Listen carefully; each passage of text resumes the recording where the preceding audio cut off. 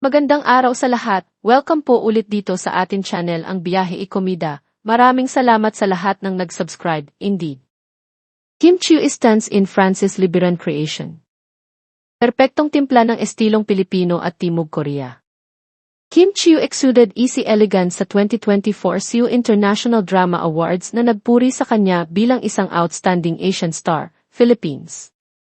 Ang nasabing event ay ginanap noong Miyerkules, September 25, 2024, sa Uido KBS Hall sa Seoul, South Korea.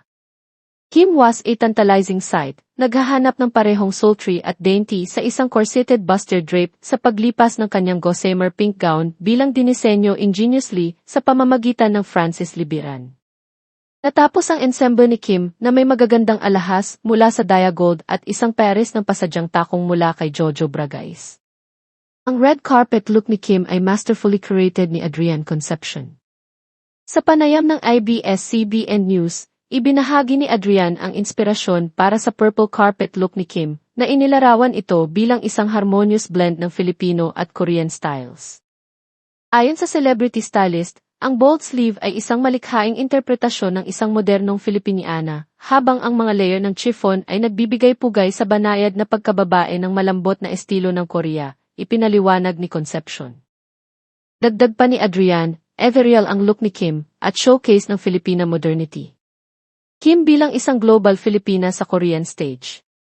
Para sa kanyang glam, makeup artist Jake Galvez nilikha ng isang malambot key beauty makeup hitsura, habang South Korean hairstylist Lee Young na maayos na nakatali ang kanyang buhok sa isang bun. Pagguhit ng pansin sa kanyang walang kamali-mali decolletage. Bago ang kanyang biyahe sa Korea, nag-photoshoot si Kim na tampok ang kanyang gown. RJ De La Cruz ang nag-style ng buhok niya para sa shoot na ito. Sa caption, isinulat ni Kim, beyond thankful na kinilala siya bilang Most Outstanding Asian Star sa Seoul International Drama Awards 2024. Pinarangalan na kumatawan sa Pilipinas sa napakagandang yugtong ito. Emoji.